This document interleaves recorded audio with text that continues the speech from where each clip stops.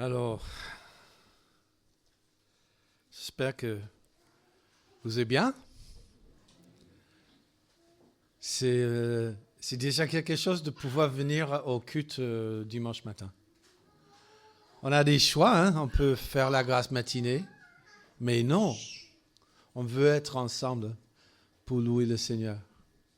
Et il y a beaucoup de choses que j'apprécie quand je vais à l'église pour célébrer un culte avec le peuple de Dieu. Peut-être vous aussi. Alors, juste un petit... Alors, comment je vais faire parce que j'ai l'impression qu'il y a tout un groupe ici que je ne vois pas. Excusez-moi, parce que je suis... Bon, qu'est-ce que je fais, moi? Et en plus, vous êtes beaux. Oh. Amen. Alors, moi, j'aime beaucoup chanter à l'église. Est-ce qu'il y en a d'autres qui aiment chanter? Hein? Dans mon église à Chevry-Cossigny, on a des musiciens qui sont vraiment extraordinaires. Et parfois, il y a des gens qui rentrent dans l'église et ils disent « Oh, c'est pas l'église de mon enfance. Les chants sont super, je sors joyeux. » J'ai dit « Bah oui. Chanter le Seigneur, ça rend le cœur plein de joie. » J'aime aussi la prédication de la parole de Dieu parce que Dieu, il donne aux prédicateurs, aux enseignants, des petites choses que moi, parfois, je n'ai pas captées. Et c'est comme Dieu, il souffle, ah voilà, une perle pour ta vie. Il y a une chose, alors c'est peut-être pas par-dessous tout, mais une chose que j'affectionne vraiment beaucoup dans les cultes, et ça, c'est les cultes de baptême. J'aime beaucoup les cultes de baptême parce que dans les cultes de baptême, là en France, je pense que vous aussi vous faites comme ça. C'est pas juste que la personne vient et dit moi je veux suivre Jésus, on les baptise et puis ils partent. Non, il y a toute une célébration et une partie de cette célébration, c'est là où la personne témoigne de la grâce de Dieu dans leur vie. Alors, vous avez eu des cultes de baptême ici? Bien sûr. Mais ici, mais je vais dire, parce qu'il n'y a pas de piscine. Comment ça? Je ne sais pas comment ça, voilà. Et voir, qu'est-ce que tu fais quand tu vis des baptêmes? Ah oui. Dans les saunas, dans les piscines, voilà. Ou les lacs. On a des lacs tout près. Bon, mais j'aime beaucoup cette dernière année, au mois de juin dernier, 3 jeunes ont voulu passer par les eaux de baptême, chacun et chacune avec une histoire différente. Et c'est vraiment intéressant. Certains ont grandi dans l'église, ils se sont éloignés de Dieu. Et puis, le Seigneur les a ramenés à lui et leur vie a été transformée. D'autres étaient loin de Dieu. Ils avaient toutes sortes de questions, mais le Seigneur a mis sur leur cœur cette idée que, voilà, il y a un Dieu et il faut que je découvre qui il est. Et Dieu, dans sa grâce, a amené des gens sur leur route et ils sont venus. Et ce qui me dit là, en fait, c'est que dans les témoignages, et pour vous et pour eux, ça montre en fait qu'aujourd'hui, 2025, Dieu est encore en train de toucher des vies, transformer des vies. C'est pas un Dieu qui a œuvré pendant un temps et après ils disent, bon, qu'ils se débrouillent eux-mêmes. On verra comment ça se passe. Non, Dieu, il est intimement connecté à nos vies. Et il veut qu'on lui ressemble, en fait. Il veut que les gens qui sont loin de lui, qui sont séparés de l'amour de Dieu, qu'ils découvrent qui il est et qu'ils découvrent tout ce qu'il veut nous donner. Ah, j'aime ça. Alors, dans quelques semaines, alors figurez-vous, vraiment, quelques semaines, c'est difficile à croire, mais dans quelques semaines, on va célébrer Noël. Comment c'est possible? Déjà. Mais à Noël, qu'est-ce qu'on fait? C'est un moment quand nous nous souvenons que l'Éternel lui-même est descendu sur terre pour vivre avec nous. Dieu s'est révélé en Jésus-Christ. Alors, peut-être vous avez discuté avec des amis et ils vont dire, ouais, Jésus, il est bien, il est cool. Et tu dis, ah, il est beaucoup plus que cool. Ah ben, il est comment alors? Si quelqu'un vous demande aujourd'hui juste un mot ou deux, il est comment Jésus? Qu'est-ce que vous diriez? Il est merveilleux. Ah, c'est pas mal ça. Jésus est merveilleux. Il est fidèle. Parfait. Ah, là, il y a deux en même temps, je n'ai pas capté, mais je suis digne. OK. Amour, fidèle, bon. Alors, Jésus est tout ça et encore plus. Et une des choses que Jésus lui-même, il dit, si vous voulez savoir qui je suis, il a dit, je suis par exemple la lumière du monde. Mais il y a un autre qui nous concerne ce matin. Qu'est-ce qu'il a dit? Je suis le bon berger. Amen. Jésus, le bon berger. En fait, Jésus le dit, Jean chapitre 10, verset 11, Jésus est le bon, je suis le bon berger. Le bon berger donne sa vie pour ses brebis. Alors, nous voulons connaître le cœur de Dieu. Et si on veut le faire, il faut comprendre son cœur de berger. Et pour le faire, maintenant, on arrive, il faut regarder le psaume 23. C'est le passage qui peut être le plus connu de toute la Bible. Et dans ce passage, David, le plus grand roi peut-être d'Israël, décrit avec simplicité sa relation avec le Seigneur.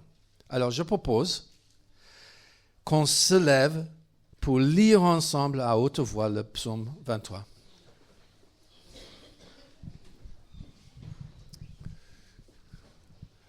Alors, psaume de David. L'Éternel est mon berger, je ne manquerai de rien. Grâce à lui, je me repose dans les prairies verdoyantes. Et c'est lui qui me conduit au bord des eaux calmes. Il me rend des forces neuves, et pour l'honneur de son nom, il m'amène pas à pas sur le droit chemin. Si je devais traverser la vallée où règnent les ténèbres de la mort, je ne craindrai aucun mal, car tu es auprès de moi. Ta houlette me conduit, son bâton me protège. Pour moi, tu dresses une table aux yeux de mes ennemis, tu oins de parfum ma tête. Tu fais déborder ma coupe. Oui, toute ma vie, ta bonté et ton amour m'accompagneront et je pourrai retourner au sanctuaire de l'Éternel tant que je vivrai. Amen. Amen. Juste, donc ça c'est la... Oh, il est pas... voilà, merci. Donc ça c'est la version Summer. Est-ce qu'il y a des gens qui ont mémorisé dans une autre version? Summer 21 ou Colombe ou autre? Seconde? Ouais. Donc c'est dit légèrement différemment. Mais c'est bien parce que parfois ça nous donne une autre idée. Voilà. Et dans ce psaume, il y a plusieurs choses qu'on va voir ensemble, mais pour donner un peu de contexte, et vous le savez peut-être, ce psaume était écrit par David, le roi David. Et avant qu'il soit le grand roi d'Israël, il a été un berger. Il passait des heures et des heures dans divers lieux avec ses brebis et moutons. Il veillait sur eux avec tendresse et courage. Il les protégeait de dangers, de prédateurs. Nous pouvons même imaginer David avec un brebis dans ses bras comme ça. Hein? C'est une image très encourageante, mais peut-être un peu simple. La réalité, c'est que le métier de berger n'était pas du tout facile. Être berger est un travail complexe qui dure 24 sur 24. Et donc, quand David écrit le psaume 23, il nous déclare « Mes brebis ont besoin d'un berger et moi aussi, j'en ai besoin. » Et c'est l'Éternel qui est mon berger. Alors, on va essayer maintenant de voir si j'arrive à contrôler. Hop, voilà. L'Éternel est mon berger. Il y a deux mots-clés. Éternel et berger. Alors, quand nous voyons le mot éternel, le nom éternel, ça veut dire en hébreu Yahweh ou Yahvé. Yahvé veut dire le Dieu qui est. Le Dieu qui existe éternellement. Celui qui a tout pouvoir, pour qui rien n'est impossible. Yahweh qui a délivré le peuple d'Israël de l'esclavage en Égypte. C'est le Dieu qui ne change pas. David, il a un berger qui veille sur lui et il s'appelle l'Éternel. Et berger, que fait-il le berger? Alors il veille sur les animaux qui ne sont pas capables de faire grand-chose pour eux-mêmes. Je ne sais pas si vous vous souvenez, mais en fait, des brebis, des moutons, ils n'ont aucun moyen de se défendre. Ils n'ont pas de griffes, ils ne courent pas vite. Parfois, ils prennent des décisions assez insensées ou stupides. Les brebis, c'est des animaux qui sont particulièrement vulnérables. Immatures même, ouais. Et donc, le berger veille sur ces animaux-là. Il les nourrit, il les guide, il les protège. Il reste vigilant jour et nuit, en été comme en hiver. Et pendant de longues périodes, il vit loin de chez lui. Qu'il pleuve ou qu'il fasse beau, le berger reste avec ses brebis. Être berger, c'était souvent le boulot des plus jeunes des enfants. C'était pas le job des grands. C'est pas un métier de gloire. C'est un métier important, mais ingrat en fait. C'est le métier qu'une personne a dit et qui était considéré comme le plus bas de tous les métiers. Alors, si j'avais quelqu'un qui disait « J'ai le métier qui est le pire de tous, vous dormirez mal, 24 heures sur 24 heures, vous ne savez pas quand vous allez rentrer, c'est pas top, le PC minime qui est volontaire. » Et David le dit, c'est l'Éternel qui est mon berger. C'est une déclaration étonnante. C'est une déclaration et une humble reconnaissance du grand besoin de David et aussi de la grande bienveillance de Dieu. Malgré la grandeur et la puissance de Dieu, il est saint, il est au-dessous de tout, on avait chanté, il est quand même prêt à entrer dans nos vies, dans toutes ces problématiques, tous ces soucis, toutes les choses qu'on a, il est prêt à être notre berger. Il est proche, il protège, il guide, il secourt. Alors David a écrit ce psaume pour dire « J'ai besoin d'un berger et mon berger c'est le Seigneur, je ne manquerai de rien. » Et pourquoi il dirait ça? Pourquoi David il dirait « Je ne manquerai rien » ? Ouais, parce que tout simplement Dieu pourvoit. Si Dieu pourvoit, je ne manquerai rien. Alors, dans le psaume 23, et ce matin je fais simple parce que c'est tellement riche, vous constatez à chaque fois qu'on le lise, il y a un truc nouveau qui sort. Mais nous allons voir que David dit explicitement que Dieu fait 3 choses pour lui. La première chose, Dieu le renouvelle. La deuxième chose, c'est que Dieu le protège. Et la troisième chose, c'est que Dieu lui accorde sa faveur. Dieu renouvelle, Dieu le protège et Dieu lui accorde sa faveur. Alors les amis, nous avons besoin de renouvellement. Est-ce qu'il y a quelqu'un ce matin qui a de la pêche toujours 24 heures sur 24? Est-ce qu'il y en a qui se disent, quand le week-end arrive, « Oh là là, j'ai besoin de repos. » Ouais. Et on sait qu'on a besoin de renouvellement. Alors, dans le verset 2, « Il me fait reposer dans les verts pâturages. Il me conduit vers les eaux tranquilles. » Et c'est un peu cette image-là. On a tous cette image dans nos têtes. Ah, c'est bien. Les verts pâturages, c'est chouette. Alors, je ne sais pas si vous le savez, mais juste parce que le berger amène ses brebis au bord des eaux calmes, veut dire que les brebis sont prêts à se reposer. C'est étonnant.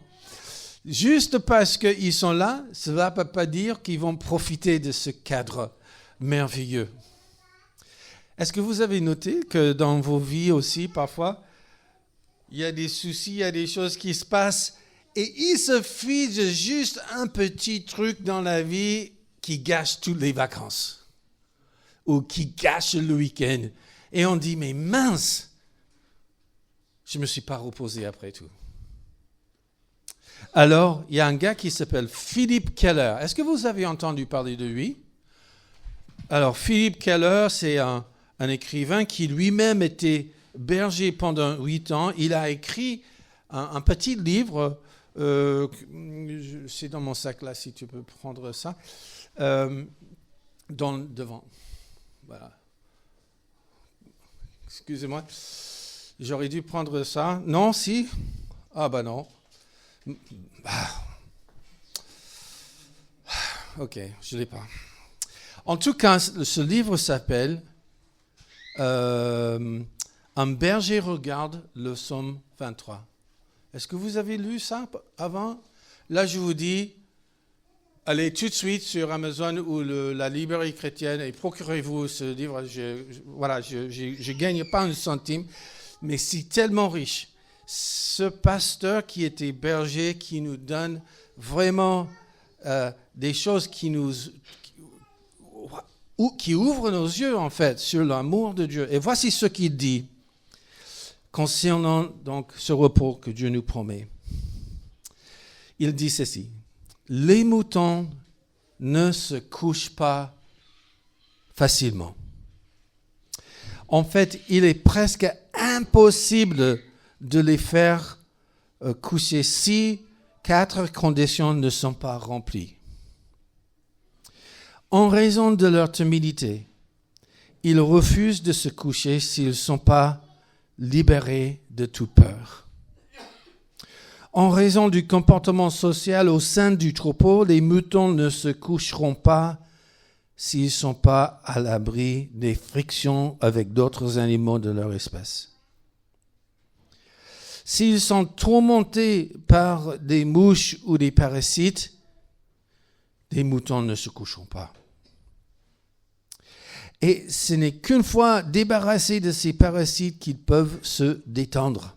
Et enfin, les moutons ne se couchent pas tant qu'ils ressentent le besoin de trouver de la nourriture. Ils doivent être à l'abri de la faim. Là, j'avoue, si j'ai faim, c'est difficile à me reposer. Et les hommes, vous êtes avec moi?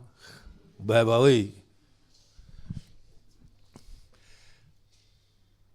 Les lieux où ils étaient, c'était plutôt comme ça, en fait. C'est des domaines où parfois il n'y a pas beaucoup de nourriture. Et voici ce que David dit: je me repose dans les prairies verdoyantes, c'est lui qui me conduit au bord des Orcam. Et s'il y a 4 choses qui sont... il suffit juste une de ces choses-là. Si une brebis a peur, s'il y a des tensions entre brebis, s'ils sont piqués par des mouches, s'ils ont faim, ils ne vont pas être en repos. Et donc, le Seigneur nous dit, je vous donne du repos. Les moutons ne sont pas les seuls à être perturbés par ces éléments-là, en fait. La peur, l'anxiété est presque omniprésente dans notre société. Nous avons besoin de repos et de paix, et Dieu nous l'offre. En fait, c'est notre bon berger qui nous l'offre. Et l'un des dons d'un bon berger, c'est qu'il connaît chacun de ses brebis intimement. Il connaît le nom, il connaît leur caractère, et c'est que nous sommes facilement angoissés. Il connaît nos peurs. Alors, j'ai vu une vidéo YouTube, un Anglais qui était berger, et quelqu'un lui a donné le défi. Chaque brebis a une étiquette avec un numéro qui identifie le brebis. Et elle a dit, est-ce que monsieur, vous pouvez identifier vos brebis à distance? Et il a dit, ah oui, facilement. Ok, on va le voir. Et donc, mais les moutons étaient par là. Un gars, il vient, il chope un, et pas une seule fois, il a raté. Il savait à distance chaque brebis et qui ils étaient, et leurs faiblesses, et les caractéristiques de chacun. Et le Seigneur nous connaît, chacun et chacune, intimement. Et David, pardon, excusez-moi. Alors, quelle est la solution alors quand nous sommes perturbés, anxieux et faibles? Nous avons tendance, quand nous avons un souci, à regarder le souci. On focalise sur le souci. On analyse le souci. Mais quelle est la solution? La solution est de regarder celui qui veille sur nous avec une générosité et une bienveillance éternelle. Et c'est pour cette raison que l'apôtre Paul nous exhorte. Il dit ceci, ne mettez-vous en souci pour rien, mais en toute chose, exposez vos besoins à Dieu, adressez-lui vos prières, vos requêtes, en lui disant aussi votre reconnaissance. Alors, la paix de Dieu, qui surpasse tout ce qu'on peut concevoir, gardera votre cœur et votre pensée sous la protection de Jésus-Christ. David connaissait cette vérité. Il était convaincu que l'Éternel prend soin des siens. Au moment d'épreuves les plus importantes de sa vie, David comptait sur la fidélité et la bienveillance de Dieu. Et nous, est-ce que nous connaissons vraiment au plus profond de nous-mêmes que Dieu veille sur nous? Est-ce que nous sommes convaincus que Dieu nous connaît intimement, qui connaît tous nos besoins, toutes nos faiblesses et qui vient en aide pour nous fortifier, nous restaurer, nous donner sa paix? David affirme, Dieu lui fait reposer dans les pâturages verdoyants qui le guident auprès des eaux calmes et que Dieu rende ses forces neuves, son âme est renouvelée. Alors ce mot renouveler, c'est intéressant. Renouveler, il me rend des forces neuves. Alors, c'est intéressant cette photo. Parfois, on parle de quelqu'un qui est abattu, découragé et sans force. Est-ce que vous savez aussi qu'un brebis peut être abattu? J'explique, on le voit sur l'écran. Un mouton, en fait, est un animal facilement piégé.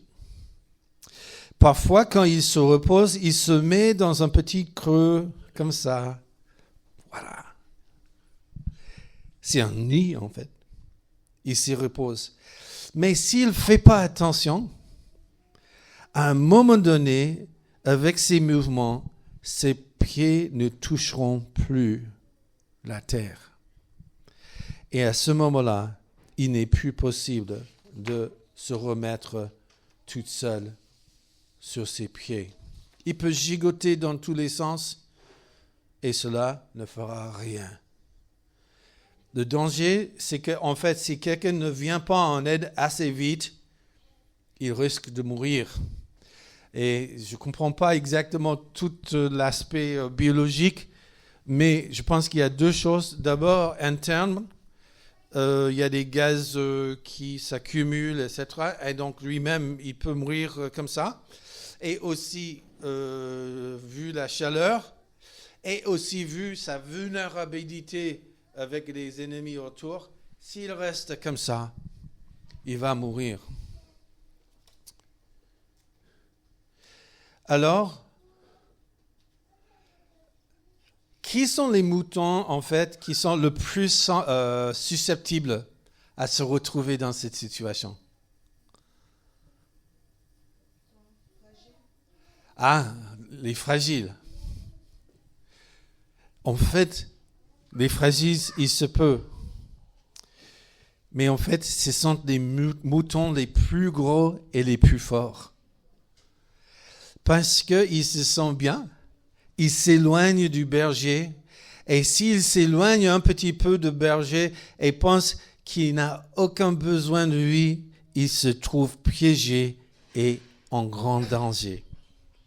Et c'est une leçon pour nous.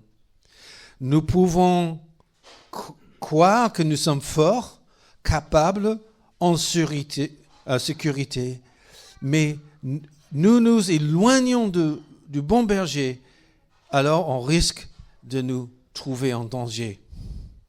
On ne le verra même pas venir. Mais ici, la bonne nouvelle, c'est que Dieu, il veille sur son troupeau. Et il vient nous secourir, il rend des forces neuves, il souffle la vie.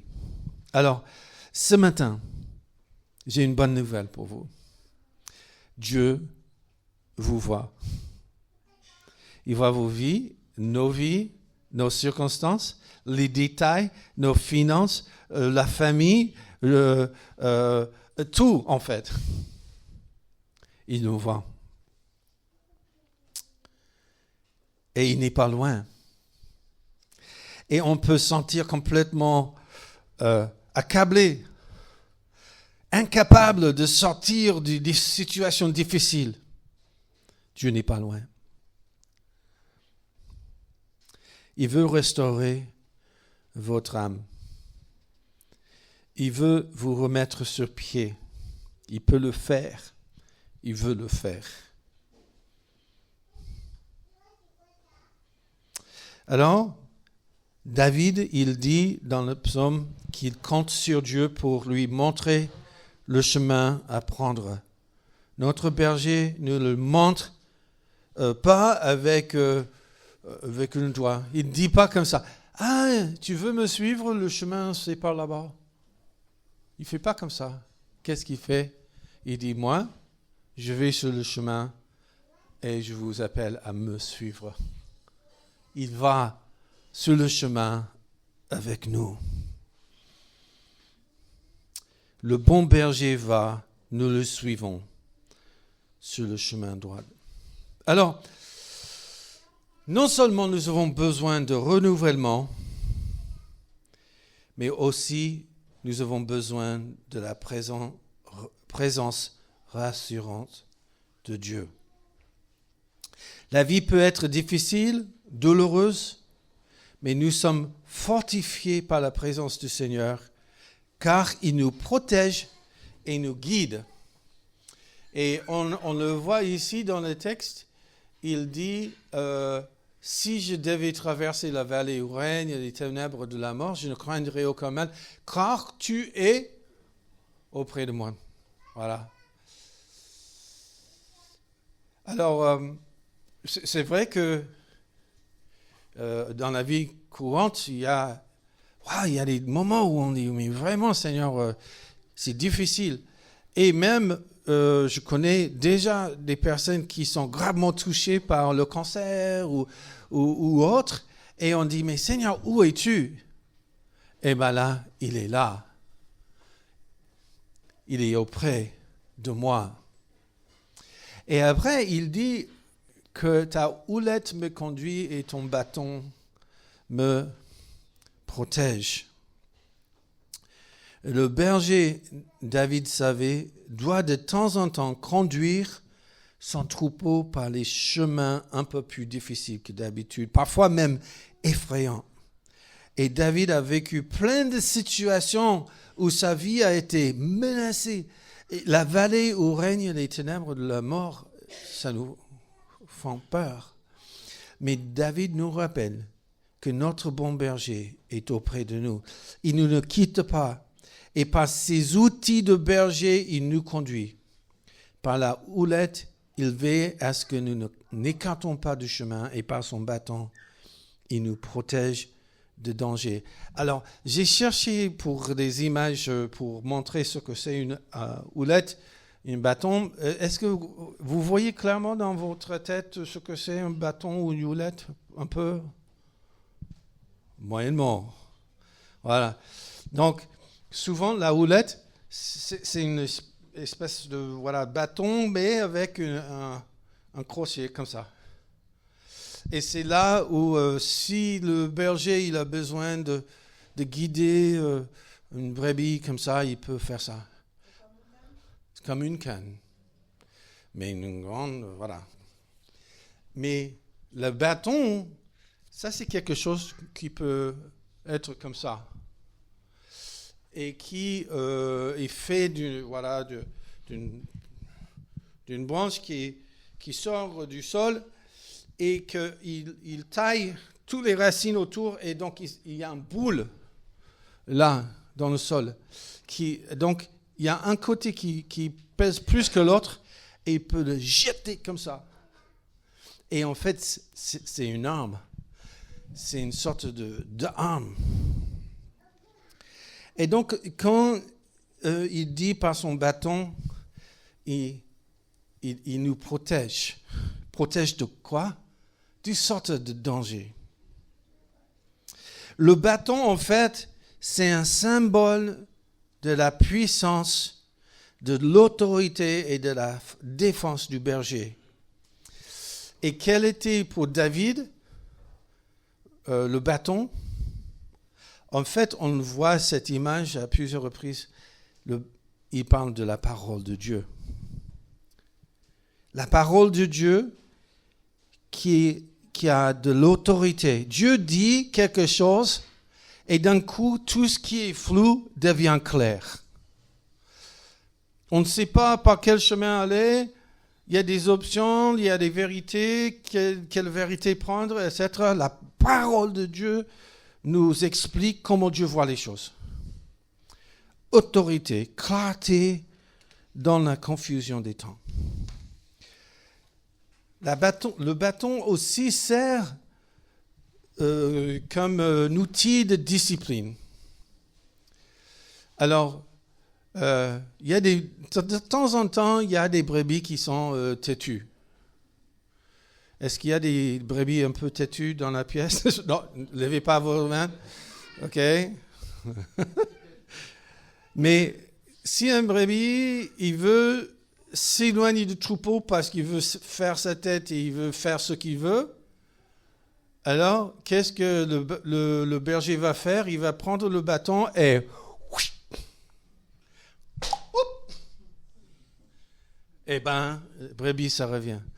Et est-ce que vous constatez que parfois, on est en train de faire notre truc à nous, ce qu'on veut faire, et puis d'un coup, on lit la parole de Dieu et on se rend compte, je reviens sur le droit chemin. Et donc, le bâton, ça sert un peu pour nous remettre sur les rails. C'est une forme de discipline. Si un danger, si la brebis s'égare, s'il y a des plantes poisonneuses, on dit ça? Non, si. Bon. Venimeux, vous voyez. 25 ans en France et encore, il y a des choses à apprendre. Et la brebis va pas forcément savoir ce qui est bien ou pas bien, mais le berger, il le sait. Et puis, une troisième chose qu'on fait avec le bâton, c'est que parfois, avec la laine de l'animal, on ne voit pas tout à fait clair s'il y a des problèmes. Et il va prendre le bâton et il va séparer, il va regarder. Et il l'utilise en fait pour examiner la brebis. Mais la parole fait exactement la même chose pour nous. On veut faire un bilan de santé spirituelle. On laisse la parole de Dieu nous regarder nos cœurs. Donc le bâton. Et pour la houlette, ça parle de cette présence de Dieu, peut-être dans tout ce qui est Saint-Esprit, qui dit, OK, le berger veut aller là, OK, touche un petit peu pour guider. Le Saint-Esprit nous guide en fait. Il nous parle, il souffle des vérités dans nos oreilles, dans nos cœurs. Et en fait, pour la brebis, c'est très encourageant parce que c'est rassurant de savoir que son maître n'est pas loin.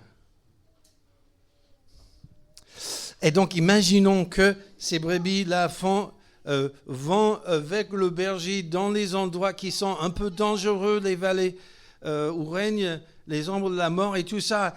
Et le fait que, de par le bâton et de par sa houlette, il peut nous guider et protéger, on ne s'affole pas. Parce que Dieu est fidèle, il va nous guider. Alors, maintenant, on a sur le troisième.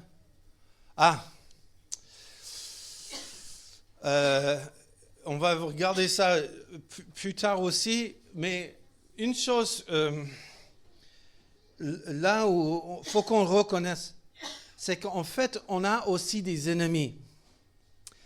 Et le grand ennemi de l'enfant de Dieu, c'est le diable. Votre adversaire, le diable rôde autour de nous comme un lion rugissant qui cherche quelqu'un à dévorer. Mais nous avons un berger qui nous protège. Alors, dernière section, et après on va terminer. Il dit, tu dresses une table aux yeux de mes ennemis, tu oins de parfum ma tête, tu fais déborder ma coupe.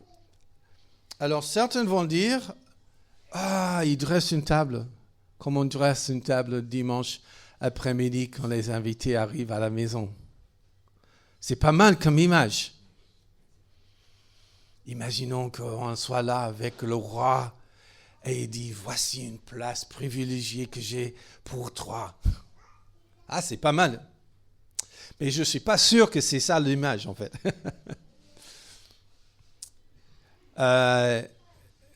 Vous savez, en été, les bergers amènent les troupeaux sur les hauteurs.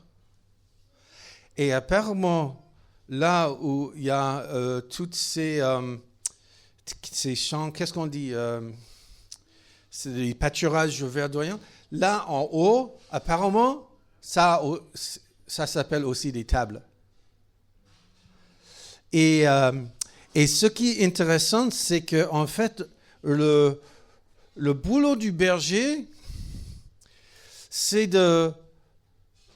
d'aller en amont, identifier les lieux qui sont les plus propices pour ces brebis, de regarder où ils peuvent se réfugier, où il y a de la nourriture, là où il y a des dangers, là où il y a des plantes vénéneuses. Voilà. OK. Et donc là, non seulement il les amène, mais il les précède. Il y va avant qu'ils arrivent pour préparer la table. Et ce qui est intéressant, c'est que, alors apparemment, ces fleurs-là, ça s'appelle des camas. Il y a des spécialistes là de fleurs ou pas? OK. Cette fleur-là, tout ce qui est violette, apparemment, c'est une délice. Ils veulent que ça. Ça aussi, c'est la même fleur, sauf que la fleur est blanche. Et en fait, ce n'est pas la même fleur. Camas violette, camas blanche. Et si un brebis arrive et il mange ça, surtout les petits, en très peu de temps, ils vont mourir. Et donc, le berger, il va en amont, il repère tous ces endroits-là, et il voit où il y a des plantes qui ne sont pas bien, il les arrache. Pour que quand les brebis arrivent, tout est prêt. Il prépare une table. Il va devant nous, devant nos vies. Il connaît le chemin.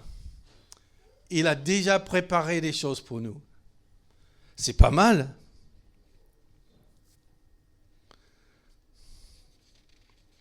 Alors, quand il va, là sur les hauteurs, je vais voir si j'ai... Non, je ne l'ai pas. Quand il va sur les hauteurs, en fait, ce qui se passe, c'est que si des brebis restent auprès du berger, ils ont toute cette nourriture, toutes ces choses qui sont bien, mais tout de même, il y a des ennemis. Il y a des ennemis qui regardent de loin. Et si un brebis pense, je suis trop fort, il y a de la nourriture là-bas, j'y vais. Et le berger ne voit pas qu'il s'est séparé. C'est ce brebis-là qui est en danger. Et donc, même si ce lieu est magnifique, il y a plein de dangers. Mais ce n'est pas grave, parce que le berger est avec et il a tout préparé pour nous. Des bénédictions dans un contexte où il y a du danger. Alors, nous avons besoin de sécurité et de bénédiction. Et Dieu accorde sa faveur ainsi que son amour et sa bonté. Maintenant, David parle du fait qu'il existe autour de nous, comme je viens de dire, des ennemis figuratifs et réels. Les brebis peuvent être déstabilisées par les ennemis qui le menacent, mais Dieu lui montre sa faveur, ses bénédictions, sa grâce. Et sa grâce sont diverses justement quand nous sommes face aux défis. Pour David et pour ceux qui l'appellent l'Éternel, le berger, nous sommes l'objet de sa faveur. Nous sommes maintenant, sur nous sont manifestés la bonté et l'amour du grand berger. Pour ceux qui ont placé leur foi en Christ, nous pouvons affirmer que nous avons reçu toutes les bénédictions de Dieu, des bénédictions multiples. Nous sommes pardonnés, adoptés comme fils et filles, héritiers, aimés par Dieu. Et toutes ces bontés, et encore plus, sont au troupeau. Alors, Dieu notre berger veille sur nous. Il s'offre à nous. Et nous pouvons compter sur ses soins et sur sa présence dans nos vies. Je propose que nous chantons un dernier chant, avant-dernier. Voilà. On va chanter ce chant et après...